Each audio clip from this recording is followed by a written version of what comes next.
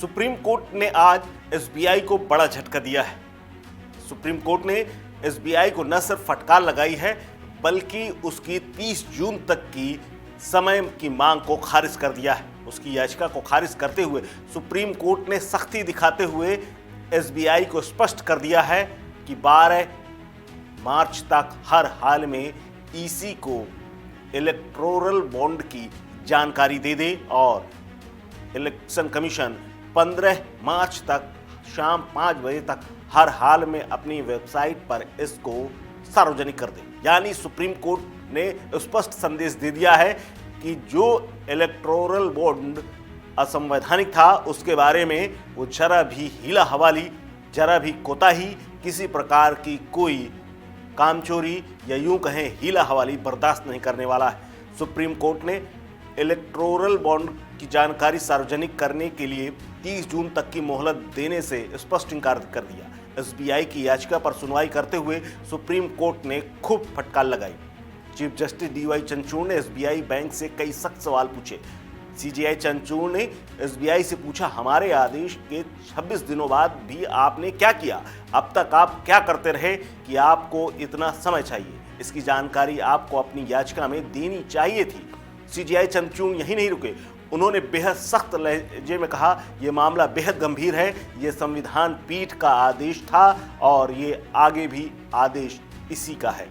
यानी 5 जजों की जो बेंच इस मामले की सुनवाई कर रही थी उसने स्पष्ट कर दिया है कि कल तक हर हाल में जानकारी दे देनी है। सीजेआई ने आगे ये भी कहा कि आपको कोर्ट के आदेश के मुताबिक काम करना होगा, आपको चुनाव आयोग के साथ जानकारी साझा करनी ही होगी। एसबीआई की याचिका पर chief justice DY Chandrachud, justice Sanjiv Khanna, justice BR Gavai, justice JB Pardiwala और जस्टिस मनोज मिश्रा की 5 जजों की बेंच ने आज सुनवाई की और इस पर एसबीआई की तरफ से पेश वरिष्ठ वकील हरीश साल्वे ने दलीलें दी। उन्होंने कहा कि इलेक्टोरल बॉन्ड खरीदने की तारीख और खरीदने वाले का नाम एक साथ उपलब्ध नहीं है, उसे कोड किया गया है और इसे डिकोड करने में समय लगेगा। इस पर सुप्रीम कोर्ट ने आपत्ति जताते हुए गंभीर सवाल किए। सुप्रीम कोर्ट ने कहा, हमने अपने फैसले के तहत एक सीधी जानकारी देने के लिए कहा था, एसबीआई को इसका पालन करना चाहिए। सीजेआई ने आगे ये भी कहा कि अगर किसी ने बॉन्ड खरीदा है तो क्या उसके लिए केवाईसी जरूरी थी? एसबीआई ने हाँ कहा, हमारे पास जानकारी है, हमारे पास सब जानकारी है, किसने खरीदा, किस राजनीतिक पार्टी को गया, किसने बॉन्ड खरीदा, ये बताना आसान है, लेकिन बॉन्ड नंबर के साथ नाम बताने में समय लगेगा। हमारे फैसले के आलोक में आपने अब तक क्या किया? एसबीआई ने आगे बताया कि किसने बॉन्ड खरीदा ये बताना आसान है, लेकिन बॉन्ड नंबर के साथ नाम बताने में टाइम लगेगा। सीजेआई ने इसके बाद कहा, हमारे फैसले के आलोक में आपने अभी तक किया क्या है, हमें इसकी पूरी जानकारी चाहिए। एसबीआई ने कहा, हम इसको लेकर के एक डिटेल हलफनामा दायर करने की तैयारी कर रहे हैं। उसके बाद सुप्रीम कोर्ट ने कहा, पिछले 26 दिनों में आपने क्या किया ये बताएं। सुप्रीम कोर्ट ने कहा, आपको कोर्ट के आदेश के मुताबिक काम करना ही होगा। इसके बाद एसबीआई की तरफ से पेश वकील हरीश साल्वे ने अपनी दलीलें दी, लेकिन इस सब का कोर्ट पर कोई असर नहीं हुआ। इलेक्शन कमीशन के साथ अब एसबीआई को अपनी जानकारी साझा करनी ही होगी। इसके अलावा कोर्ट ने यह भी कहा कि एक बेहद गंभीर मामला है, संविधान पीठ का आदेश है।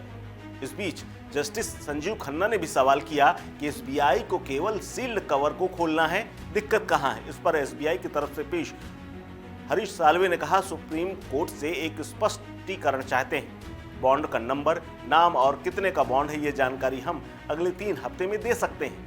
इस पर सीजेआई ने कहा कि असिस्टेंट जनरल मैनेजर ने अर्जी दाखिल करके संवैधानिक कोर्ट के आदेश में छूट मांगी। साल्वे ने बताया कि इसी अधिकारी को यह कार्य करना है, कृपया थोड़ा समय दे दीजिए।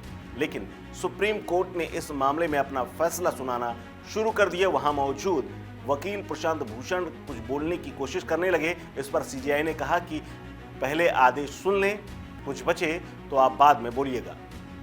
सीजेआई ने फैसला सुनाते हुए स्पष्ट कहा कि इलेक्टोरल बॉन्ड योजना के प्रावधान में भी कि कोर्ट के मांगने पर एसबीआई को जानकारी देनी होगी और कोर्ट ने स्पष्ट कर दिया कि 12 तारीख यानी 12 मार्च तक हर हाल में एसबीआई पूरे आंकड़ों के साथ इलेक्शन कमीशन को जानकारी दे।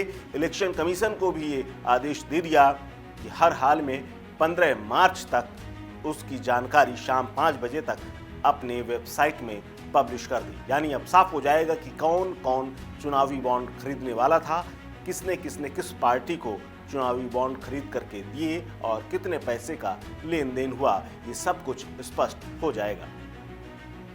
इस खबर में फिलहाल इतना ही। अपडेट्स के लिए बने रहिए वन इंडिया हिंदी के साथ। नमस्कार।